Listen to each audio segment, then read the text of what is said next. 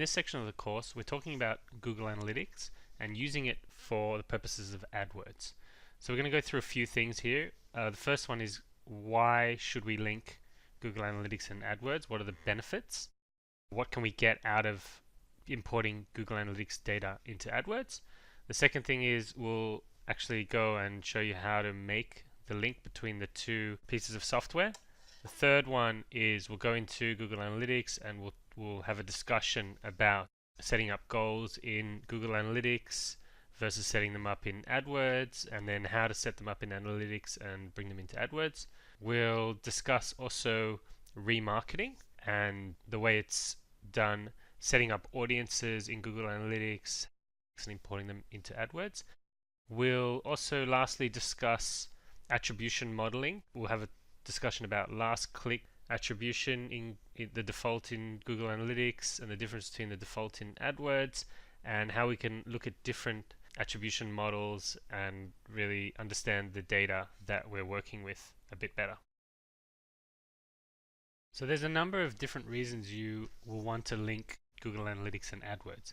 Now the first one is because anything that happens post-click, AdWords doesn't actually track. AdWords is only tracking everything that happens pre-click and clicks itself, and then once they move over to the website, AdWords isn't tracking that. That's only being tracked on Google Analytics. Okay.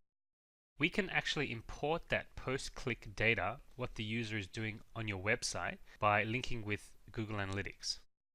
Now if you have a look here, these are some of the metrics that you can grab from Google Analytics. So you can grab bounce rates, if the user is bouncing once they're on your website, pages per session, so how many pages they're actually visiting after they've clicked through, session duration, how long they're staying on your website, and percentage new sessions, so how many of them are new visitors versus old visitors.